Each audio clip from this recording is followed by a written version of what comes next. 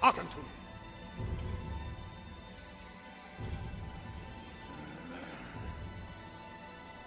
I release you from the spell.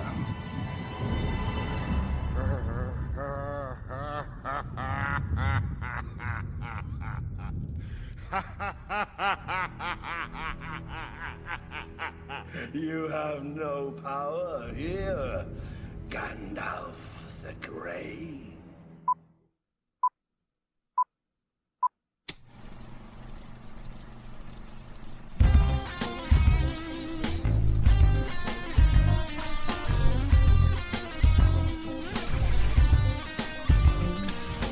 Chris Gouser here with Matt Howell. And this week on the first run, Chris, we asked the eternal question. Oh, yes. We can't get enough of Ryan Gosling, but can he get enough of us? That's the question. As we go and check out the latest mining of the 80s for content, The Fall Guy, then we give you our physical media picks, our streaming and Viper video picks. Did I do that right, Chris? You did that right. Picks of the week. And then we're going to give you our list of what 80s shows should be made into a film next. So, does that sound good, Chris?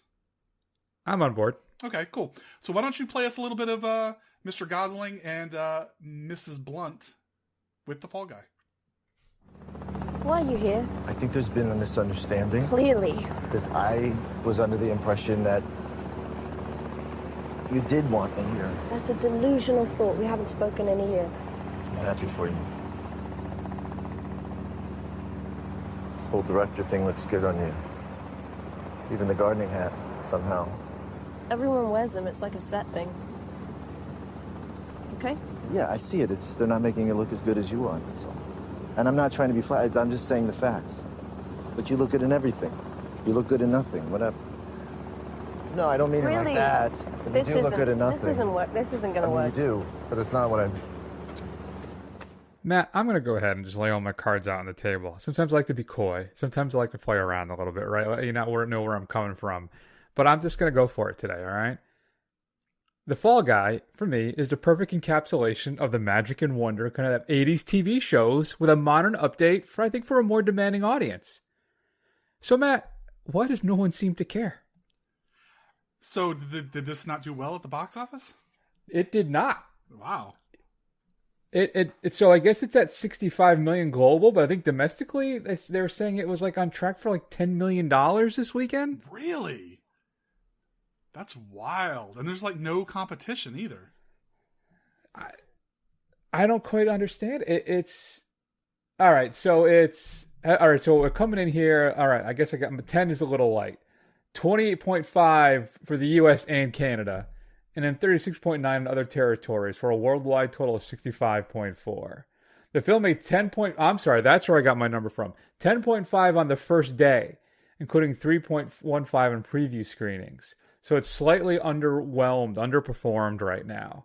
So 28.5. The budget's, we'll go north on the high end and go say 150 million. Matt, this thing's a crowd pleaser. And what am I wrong about? What's happening? Well, should I tell what the movie's about first? That's usually what we like to start with, or should I go straight to your questions? Oh, yeah. I got so excited. I'm so upset. I am so emotionally and physically upset right now. Mm-hmm, mm-hmm. So why don't you tell people what The Fall Guy is all about? Right. So The Fall Guy, Ryan Gosling plays Colt, a movie stuntman who is the best in the biz, and he has a relationship with a camera operator played by Emily Blunt. He has an accident on set that injures him very badly, and 18 months later, he's no longer with Emily Blunt. She is now a director. He is no longer a stuntman, and she supposedly calls him in to help her out on the stunts on her new film, or directorial debut. Well, it turns out he has been asked to also look into something. Where is the lead actor? He's gone, disappeared, and he gets in quickly over his head. That works. All right, Matt. I'm just going to lay all my cards on the table. Let's go. No. Okay, so what's happening here? Why is no one going to the theaters to see not only one one of the more charming leading mans we got running right now, Ryan Gosling, a man who's captured, I think, both of our hearts. I think it's a fair statement. Emily Blunt, great actress. I always enjoy her. I think the two of them, chemistry, dare I say, electric. And the stunts, great. This is David Leitch, who he's done quite a few films that I think you may have heard of. He was a producer and uncredited, from what I understand, some of the directorial stuff in John Wick. Directed Atomic Blonde. Listen, folks, if you haven't seen Atomic Blonde, great little action film. You should definitely watch that. Deadpool 2, solid. Okay, Hobbs and Shaw. Maybe I'm getting ahead of myself. And then Bullet Train, which overstuffed. Really way too much going on in Bullet Train. But here, The Fall Guy, which is a reimagining of the, can I say classic 80s show, ran for 5 seasons. Lee Majors, Heather Thomas. Where Lee Majors, formerly the $6 Million Man. We get a $6 Man little musical moment as well from the little power thing, which I enjoyed. Now, in the show, he was a stuntman who also moonlit as a bounty hunter. Here, that bounty hunter thing isn't here. Gosling, who's still, it's the same character too, Colt Seavers, same name. Maybe this is going to transition into that when we're going to inevitably get our Fall Guy franchise. I'm sorry. What we should be getting is our Fall Guy franchise, which I assume we're not going to at this point. So, what do you people want? Beekeeper did great business. This film is far superior to The Beekeeper. What do you want, people? Matt, what are the masks? What do they want? I don't understand. All right. So first, I'm going to answer your question. Then I'm going to make an observation, and then we'll go from there. So first, honestly, as someone who watched The Fall Guy in its original run from 1981 to 1986, right? And I was all of about 6 to 11 years old, I think, about thereabouts. Rub it in. Go ahead. When that came on, Beyond the Truck and beyond the theme song, I can remember almost nothing about that show. It is not a show that has maintained itself in the pop culture conversation. It's almost never in syndication.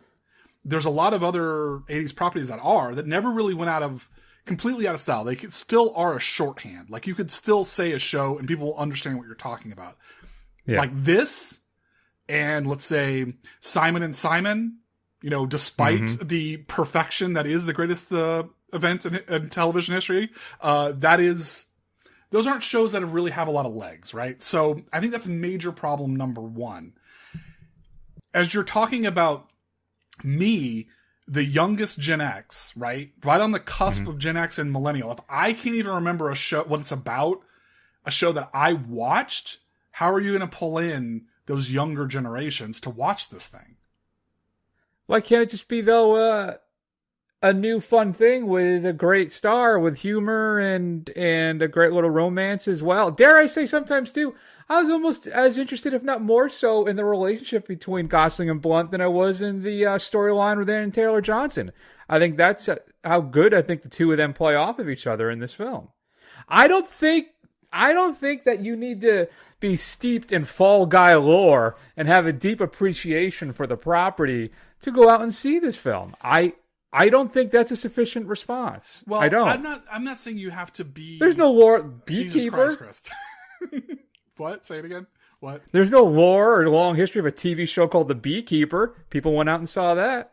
Yeah, but that's because Statham, for whatever reason, still draws in the crowds for his dumb action movies. Like, what you're going to get with a dumb Jason Statham action movie, right? I guess, but Gosling's just nominated for an Academy Award. I get it. Look, all I'm saying is this. I'm not saying you have to have a deep understanding of the lore of the Fall Guy, but, like, watching that trailer, what is it even about, right? Like, people don't understand, like, unless you go out and, like, look for this stuff, like, people say, oh, that doesn't sound like anything I'm interested in. I get it.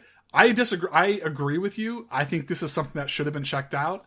I agree with you that wholeheartedly, that I think the most interesting part about this is when Gosling and Blunt are on the screen together. I wish they were on the screen together more than what we got. But honestly, that's all I can figure. And here's the other thing I'm thinking of, okay? While I was watching this thing, it gave me a vibe of, at least in the same, I guess, genetic tree almost. It has the same feel as another Ryan Gosling joint that we really liked that underperformed a lot, you know. I don't even want to hear I don't want to hear the title because it's just going to make me cry. It seemed I was like, man, has a vibe like The Nice Guys to me. And that movie did not do well. Criminally, it did not do well. So maybe Ryan Gosling, despite his awesomeness in Barbie and just his general good films, like he's always interesting to watch, maybe he's not a huge draw. I guess. Maybe. I agree with you. And I will say, too, I feel like I'm gushing over The Fall Guy. I did. I had a lot of fun with it. Is it like the best film of 2024? No, not at all.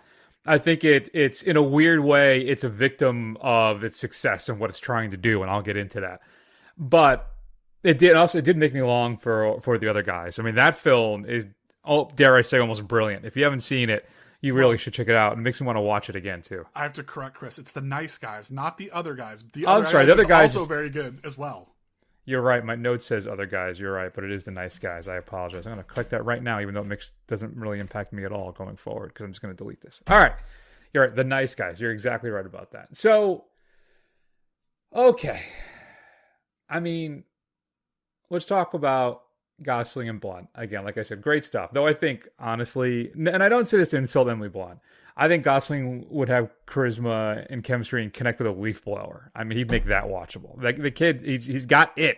Whatever that thing is, Gosling's got it, right?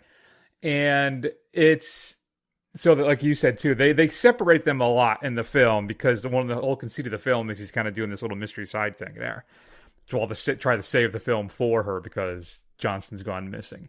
But lots of great other performances as well. I think Aaron Taylor Johnson, who I think is mostly okay in this. Hannah Waddingham, if you're a fan of Ted Lasso, you may recognize her from that. She's fantastic as well. Stephanie Zhao's in this. Winston Duke, Teresa Palmer. I mean, lots of great stuff. But for me, when Aaron Taylor Johnson switches to do his film monologue, and then channels Matthew McConaughey, there's like so many little brilliant things that run through this film. That was just one of them. I was laughing. I don't know if anybody else in the theater caught it, but clearly that's what he was doing, and I found it absolutely hilarious. And there's a lot of just, I think, when I want to, actually, Matt, do you have any thoughts on that? Aaron Taylor Johnson, Winston Duke, anybody else? Yeah, I thought the cast was killer. Again, I think you hit also maybe another nail in the head, a little bit of an issue with this film is that there's a lot of inside baseball in this film. There's a lot of the jokes are kind of count on you having like a certain degree of film literacy and really be steeped in a lot of things that maybe the casual moviegoer is not. I mean, you know, whether talking about, is there a stunts Oscar when she's talking, they do the whole split screen thing and they're talking, is that cool or is that not? It's all very meta. And it's a lot of nods to these things where you kind of have to understand what's, you know, the broader thing of movies. You have to kind of love movies like we do. And if you're not, then a lot of those jokes are going to fall flat or they're not going to impact you the same way. They're giving the Mohican speech. Winston Duke is just running around yelling out action star names as he's like kicking people's ass. Like that's just stuff like that. If you're not immersed in that kind of stuff, it may leave you a little cold. Because the audience wasn't, I mean, use the term air quotes audience because it was a pretty much empty theater. I mean, I was the only one kind of giggling at all at any of this stuff. Yeah, I went on a Thursday night, one of those preview nights, and I probably had about 20 people in my Dolby theater, maybe 30 at the most. It wasn't really that packed. But you're right. I mean, the whole segment part of it, too, where they're taking a swipe clearly at Tom Cruise about the action star who does all his own stunts. And there's a lot of stuff in this film, man. I think it's... And then what I want to say, too, about it being maybe a victim of its own success is that the way the film kind of wraps up, it perfectly captures kind of how those 80s TV shows would wrap the whole mystery and stuff up in the last like 10 minutes of the show. And it does it perfectly. I feel like, though, some people kind of may feel cheated, or like, well, this is kind of ridiculous. This is so slight. Everything kind of wraps up like that, you know. But that's kind of how those shows ran back then. And I think it captures the spirit of that beautifully. And in the end, Matt, for me, I think this is like classic, perfect summer blockbuster fare. It's innocuous. It's inoffensive. It's kind of cotton candy, gossamer thin, but it's a lot of fun. And I think you're right, though. If you add that dimension of loving movies, and if you're a fan of stunt work as well, again, this is a real testament and an exhibition on stunt work. They do a lot of great stuff in this film with that. I don't know. I think it's a lot of fun, Matt. I ended up giving The Fall Guy a B+. And now the only thing that really bothered me, too, is that they alter the theme song at the end. They actually play the classic theme song, sung by Lee Majors originally, by the way. But it's filled with references to actors at the time, and they get rid of that. And it's more kind of, I think this version, I believe, is sung by Blake Shelton. But what kills me is that they ditched the line, was it, I never spent much time in school, but I taught ladies plenty. That's gone. At least the second half. The I taught ladies plenty line is gone. And it says, but I got my learning anyway, or something like that, which is, fine. Damn PC police strike again, man. Go woke, go broke. That's what it is. They went woke, they went broke. Nobody went to see it because of that. That's right. You know what? You're probably right. Andrew Tate was out there. Joe Rogan was out there saying not to go see this because they removed that line from the theme song at the end.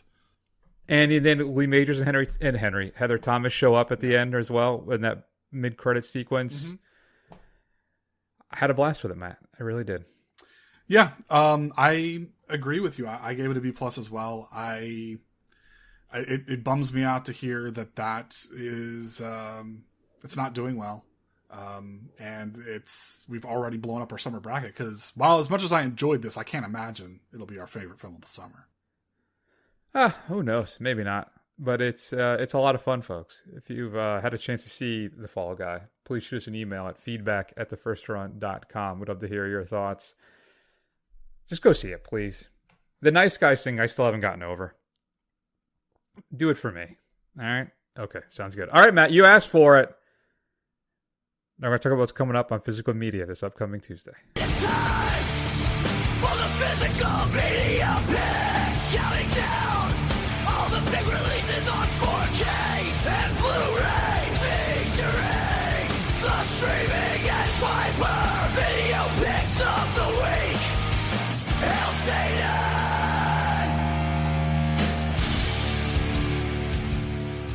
So there you go, Matt. I even tossed in a Hail Satan for you. You know what? That's the best one so far. Because it actually almost sounds like you could have gotten some, a bunch of 17 and 18-year-olds who have a hardcore band in their garage that you could just ask them to record something for you. There you go. All right, Matt. Here's the actual clip from a movie coming out in 4K. I've already pre-ordered this. I think Matt will as well. Though the color timing, supposedly, some people might be a little shaky on it. The film is a lot brighter than the previous iterations, but it's also possibly the greatest Western ever made. Morton once told me I could never be like him. Now I understand why.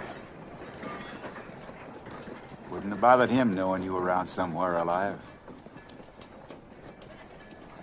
So you found out you're not a businessman after all. Just a man. An ancient race.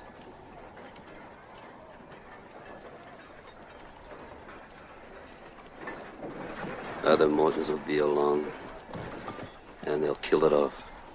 Future don't matter to us. Nothing matters now, not the land, not the money, not the woman. I came here to see you. Because I know that now you'll tell me what you're after. So there you go, Matt. That is a clip from Once Upon a Time in the West, Sergio Leone's absolutely stone-cold classic. I actually didn't see that film until Matt recommended it to me. I was always a big fan of the Man with No Name trilogy. And he's like, have you seen Once Upon a Time in the West? And we go, no. And he goes, watch Once Upon a Time in the West. Because I always thought, like, The Good, the Bad, and the Ugly was supposedly the best one. But, nope. Nope, getting released in 4K this upcoming Tuesday, Matt, from Paramount. A really slick-looking case. Brand new audio commentary by the host of the Spaghetti Western podcast. A new feature-length interview with Leonard Maltin on it. And then some archival commentaries, including contributions from John Carpenter, some making of stuff as well. But yeah, I'm very, very excited. I've seen some screenshots of the transfer. It is brighter, but it also, the level of detail and everything else, it looks absolutely gorgeous. So I cannot wait. I've only had this on DVD. So I'm very excited to be jumping up to the 4K from Kino Lorber on this one. What about you, Matt? You'll be picking that up at some point? Yeah, I definitely will. I mean, just run the challenge of, it's not super expensive right now. I think it's like $30, I think. But with these kind of, since they seem to be doing much shorter production runs and they don't, like, once they run out, that's basically it kind of thing. So I got to run the risk of, okay, how low do I want to see it go in case it kind of runs out? Yeah, and then Paramount does not do a great job of putting these little set things on sale that often either. So yeah, it may be worth it just to grab it now. All right, let's start our countdown. Number 5. Imaginary. You know what? Don't even bother. That film was atrocious. 4. The American Society of Magical Negroes. We did not check this one out, Matt. It's a whole film riff. I don't know if it's a satire or not, about the cinematic, what is it? What's the word I'm looking for? It's not critique, it's not trope, that's the word. Of the magical Negro who shows up in the film when all these white people have problems and they're the ones that fix everything. So, Legend of Bagger Vance is an example of one, right? There's a whole bunch of them out there. So it's kind of a takeoff of that whole thing. So you can pick that up. It includes a feature commentary with the director, writer, and producer, Kobe Levy, and some other making of featurettes are included on that one as well. I'd like to catch up with it at some point. Can you hit it from there? I got 3 shots. That's enough. Can't argue with a confident man. One Life is being released, featuring Anthony Hopkins, Helena Bonham Carter, and Jonathan Pryce. I guess based on a true story about Sir Nicholas Nicky Winton, who was a young London broker who in the months leading up to World War II, Matt, rescued over 600 children from Nazi-occupied Czechoslovakia. I was alive when Czechoslovakia existed. I think you were too. Yeah, I was, yeah. It doesn't exist anymore. No, it doesn't. Well, it was one of those, things that kind of got broken up after the fall of the Soviet Union. Yeah. It's crazy how much world has changed since I was a little kid. Number 2. That's a number 2. Orphan is being released from Scream Factory in a special edition Blu-ray. Pre-ordered this a while ago. Brand new 2K master. I'm a big fan of this film from the Inner Positive. You have 4 new audio commentaries, as well as an interview with the composer John Ottman, and then some archival deleted scenes and an alternate ending. And then, Matt, there's another big week for you. Oof, boy, you got to pick up this one, I'm sure. There can be only one. Dune Part 2 being released. There are 2 steel books, one with a sandworm cover, another one where the Chalamet and Zendaya are like running down one of the dunes. That one looks actually pretty sharp to me as well. And then, of course, just regular 4K and Blu-ray editions. Dolby Atmos audio track. No Dolby Vision from what I can find. That's too bad. And a bunch of making of featurettes on the film. I'll be waiting. I think I waited till Black Friday to pick up the first Dune in 4K. I'll probably do the same for the second. What about you? You going to jump on that early, or are you going to wait? No, I'll wait. I can wait. I think there'll be enough out there where I'll be able to get it when it's good and cheap. Smart man. All right, and then what else is coming up in 4K? We talked about Once Upon a Time in the West. Criterion is putting out the classic film. I actually already got it from my good buddies at Viper Video. That's vipervideotampa.com. Peeping Tom. Brand new 4K restoration of Michael Powell's legendary film. Includes a Dolby Vision HDR presentation, 2 audio commentaries, one featuring film scholar Laura Mulvey, one featuring film historian Ian Christie, an introduction by Marty Scorsese, interview with Thelma Schoonmaker, documentary on the making of the film, 2 of them as well, and another one on the film's restoration. Just a very influential film. If you haven't seen Peeping Tom, you can pick it up in 4K and Blu-ray from Criterion.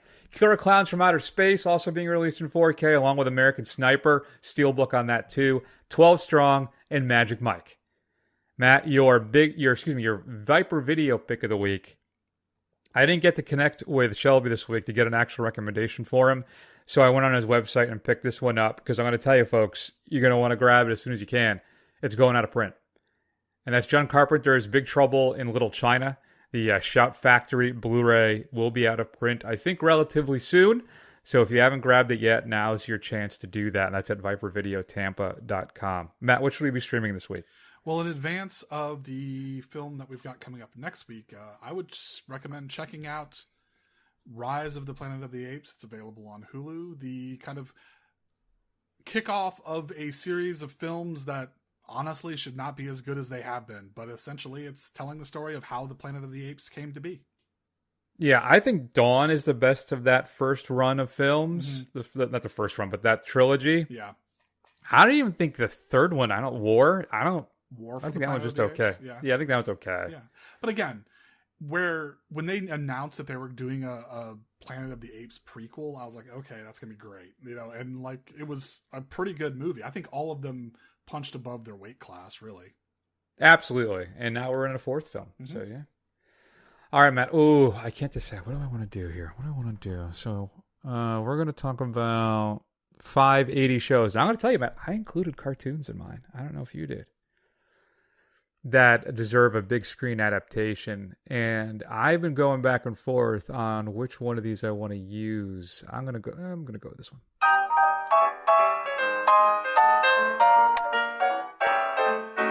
Those misfits of science, ha, ha.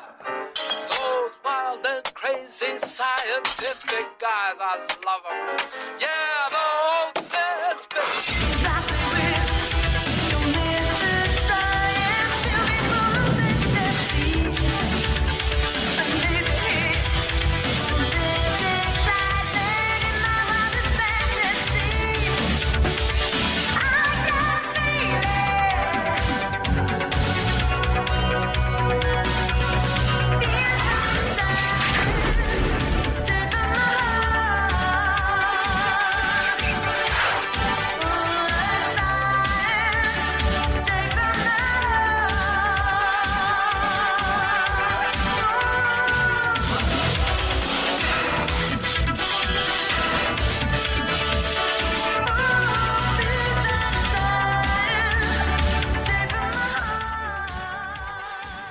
All right, you get it. That's the theme song from Misfits of Science, Matt. Did you ever watch Misfits of Science?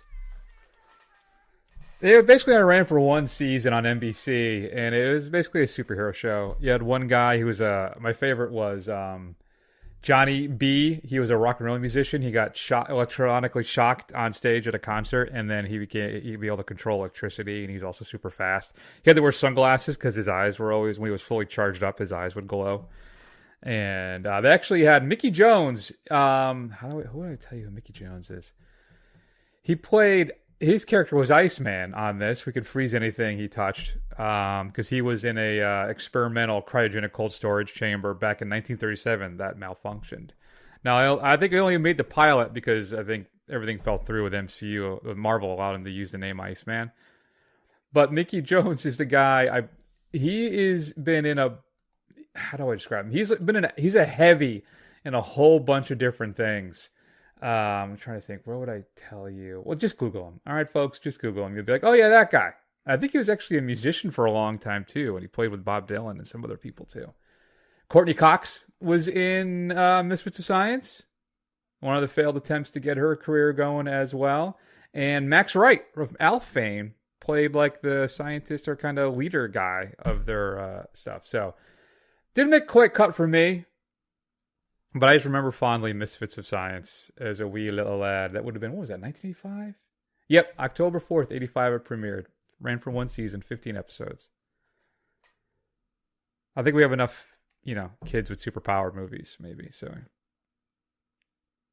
What do you got? I'm going to go ahead and just warn you, a lot of these are going to be weird, right? They're going to be, I don't even know fully how you would make some of these movies, but I think we're going to try. So my first one is one of the most nonsensical 80s shows that I used to really like. It is about a pair of men who have a high-tech attack helicopter, and they somehow every week need to go out and do some kind of paramilitary operation to save somebody or destroy somebody else who also happens to have a helicopter, and that is Airwolf. And I almost feel like you almost have to play it for laughs, or you got to play it dead serious, like completely straight action movie with Airwolf the helicopter that for some reason you have to pull out all the time to attack somebody in the same, 100-mile radius where you live.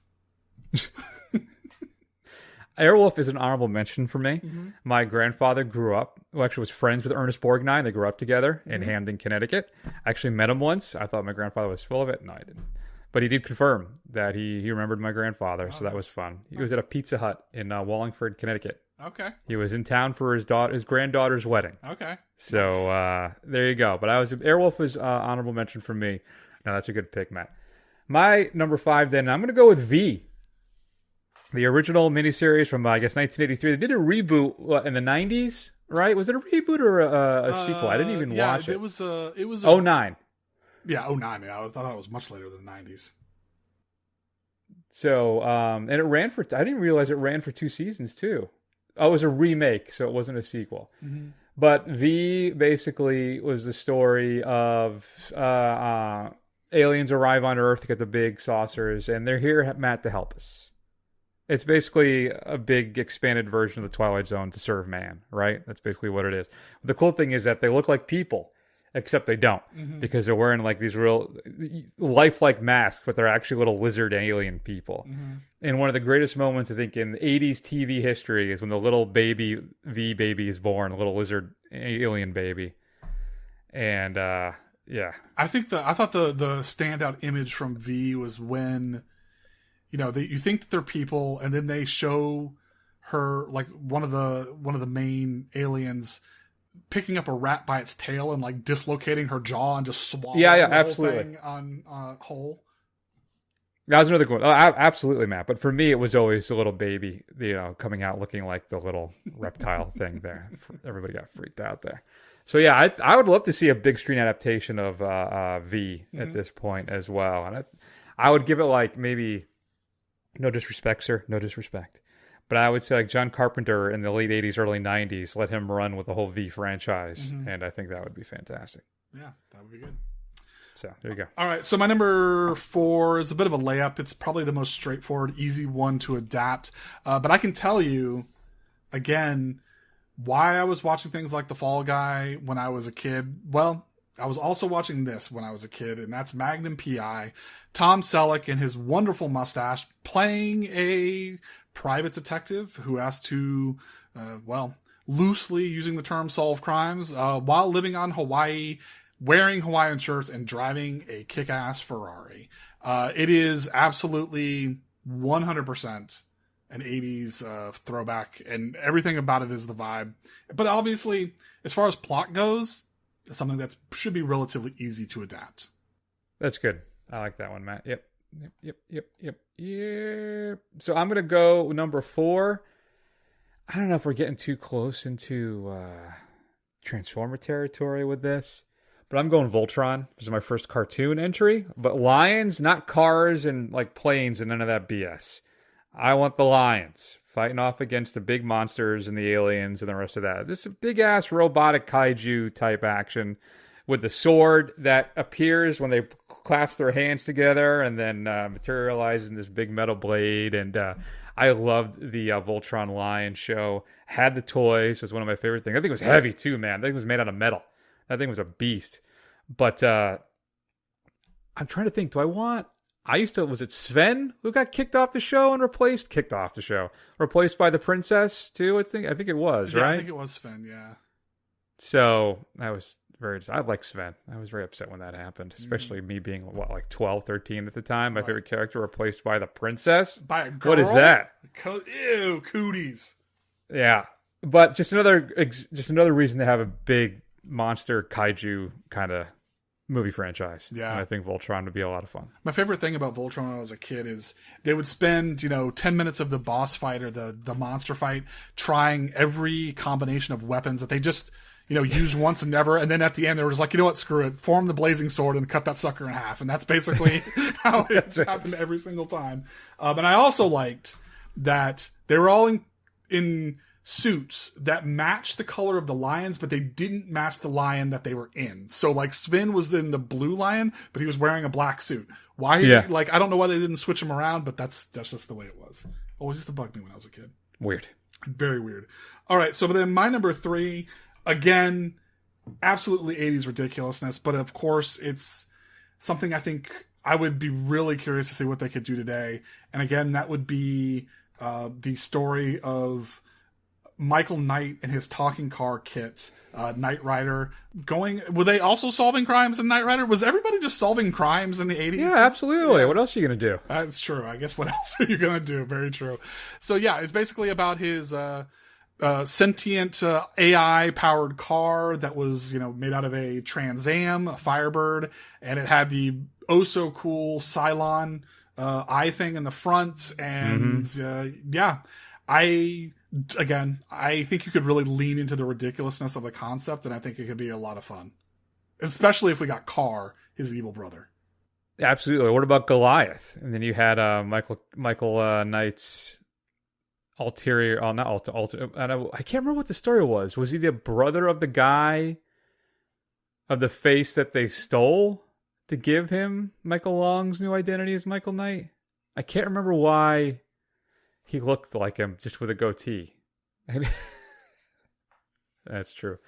My number 3 is not just Max Headroom, Matt. It is David Cronenberg's Max Headroom. Yes, I wanted to. Well, if you look at what the show was originally about, right? And well, actually, the U.S. version, I think, not the British one. Oh, I don't know. I've never really seen the British one. But I'll give you some of the write-ups of the few episodes of Max Headroom that ran. Listen to this, right? So in the near future, investigative TV news reporter Edison Carter, that's Matt Frewer, who's, of course, gets in an accident, and his brain waves are uploaded into a computer, and that's how Max Headroom is created. And the reason why it's called Max Headroom, because the last thing he saw before he got in the accident was like the sign that says Max Headroom. So he's a news reporter and covers the disturbing secret of a new TV advert technology and used by his own employers, Network 23, called Blipverts, a high-intensity, high-speed commercial with the ability to overload people's nervous systems, causing them to short-circuit or explode. You tell me that doesn't scream Cronenberg to you? And there's a lot of the videos, the episodes, look, after a woman is kidnapped as an involuntary organ donor.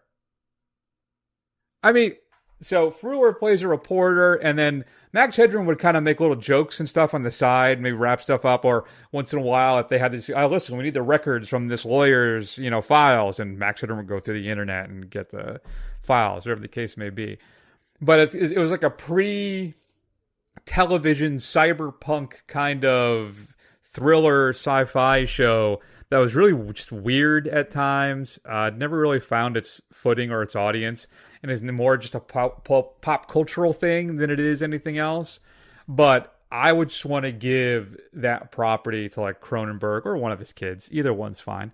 And then see what they come up with. I think it would be really weird and disturbing and a lot of fun. Yeah, that would like somebody would like have intercourse with Max Headroom through some kind of slot or something, I'd imagine. Wow, that is a disturbing image. It's great. All right, so my number 2 then is a movie version of a spoof that's spoof cop shows and tropes of the 80s, Sledgehammer! Which is about Sledgehammer. It's about a tough rebel cop who will shoot a jaywalker as soon as look at him. His best friend is his pearl-handled .44 Magnum that he sleeps with and talks to. And, he's just this tough-talking, take-no-nonsense rebel cop who is suspended every episode, and his partner somehow manages to get him out of it and put back on the force by solving the case. Again, maybe it's, bit of a layup territory, but at the same time, it's something that's rife for spoofing. I think it could work really well as a film. Yeah, no, that's a great pick. I had totally forgotten about that. That was his name too, right? His name was Sledgehammer. Oh man, I love that show when it came out. 2 seasons, 22 episodes, season 1, 19, season 2. So, yeah, no, man, I gotta watch that. David Raish was great in that show, absolutely. And And then when he showed up on Veep too, he was great with those bunch of little runs he did on Veep. But and that's a good pick, Matt. My number 2 then is Matt already mentioned before. It's Knight Rider. It's probably my favorite show as a kid, and it was just so cool. It was so cool, bro.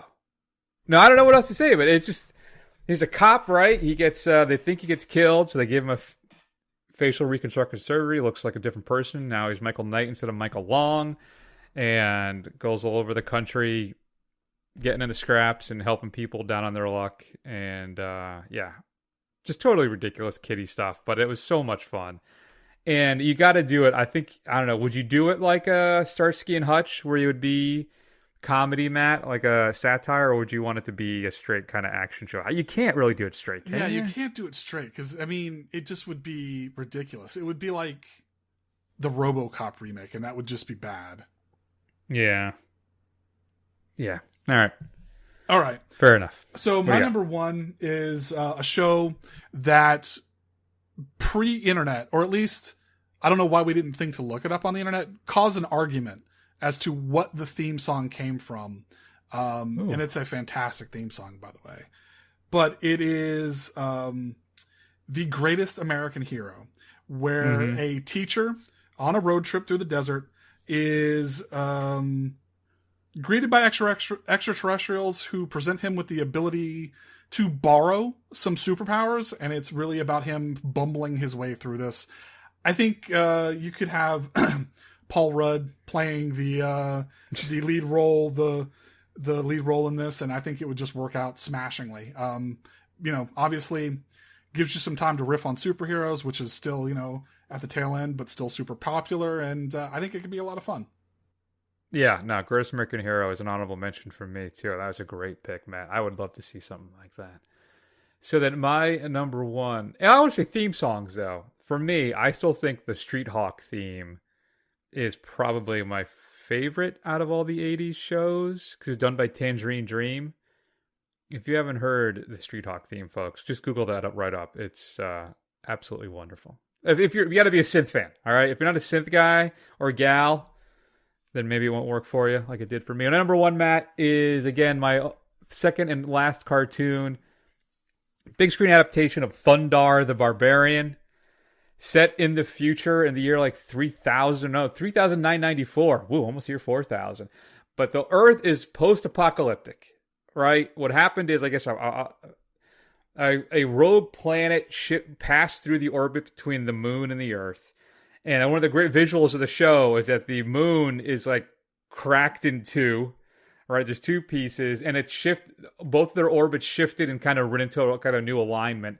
But it threw up all the climate. Everything changed all over the world, and it's now like a sword and sorcery kind of world now.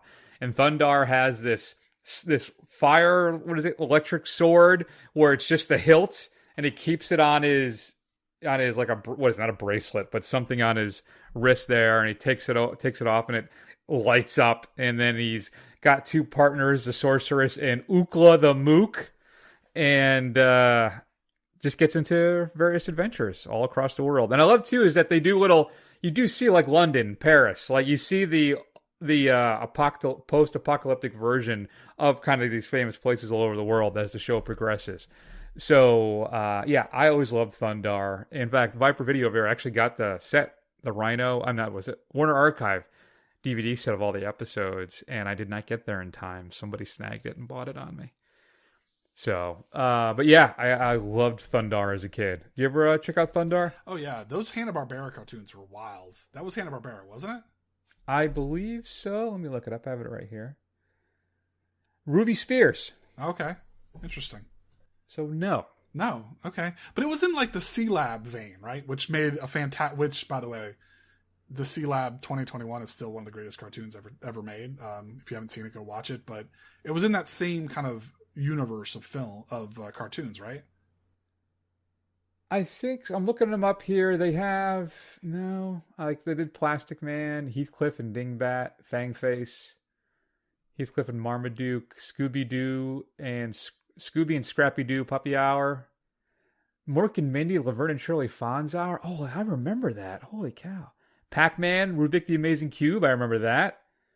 Alvin and the Chipmunks, Mr. T's show that ran for a few years. And then they had that, oh man, I'm going back now, Matt. The Saturday Super Arcade. Frogger, Donkey Kong Pitfall, Q*bert, Donkey Kong Jr., Kangaroo, and Space Ace. Wow. Look at me. Oh, they also did those horror, like the Rambo, The Force of Freedom, the Chuck Norris Karate Commandos. Oh my God, that was Chuck Norris and the Karate Commandos. That is awful. The Police Academy cartoon. They did do a Superman run in '88, which I remember fondly. But yeah. So there you go. Any honorable mentions? So my only honorable mention, I think I alluded to it earlier, but I would love to see a Simon and Simon with Adam Scott and John Hamm. Well, they did that I know. little riff on it, right? Yeah, I know. Okay. I want to see that brought out into an entire film. That would be good. Yeah. I would say Street Hawk, as like I mentioned before. Airwolf, you said. Grace Marie said. Silverhawks might be interesting. That would be a weird one. That's definitely a weird one. We're still waiting on He-Man, and plus He-Man already had a movie, so that doesn't count. We kind of have a Little Wonder movie with Megan. Yeah. And then this may sound a little off, but there's something about Spider-Man and His Amazing Friends. Spider-Man, Firestar, and Bobby Drake, they're Iceman, as like college kids or something, just hanging out and getting into trouble and adventures. There would be something fun about that. So there you go. What 80s show would you like to see adapted into a film? We'd love to hear your thoughts. Feedback at thefirstrun.com.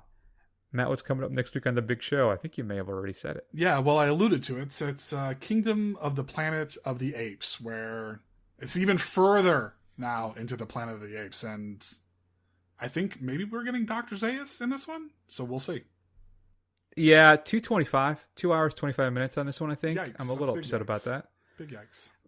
But I think at the moment, too, we'll be talking about our five favorite movie trilogies is what's on the list, which I think might be fun as well. We probably did this before, but if we did, it's been a while. So it's always good to kind of revisit stuff, see if things change.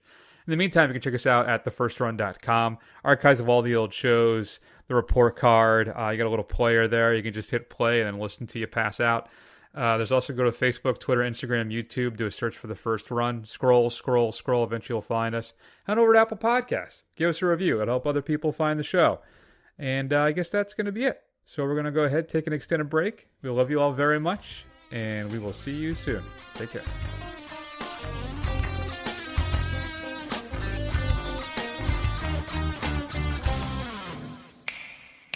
Well, I'm not the kind to kiss and tell, but I've been seen with fire up. I've never been with anything less than a 9. So fine, I've been on fire with Sally Field, gone past with a girl named Bo, but somehow they just don't end up as mine. It's a death-defying life I lead. I take my chances. I die for living in the movies and TV. But the hardest thing I ever do is watch my leading ladies kiss some other guy while I'm bandaging my knee. I might fall from a tall building, I might roll a brand new car, 'cause I'm the unknown stuntman that made Redford such a star.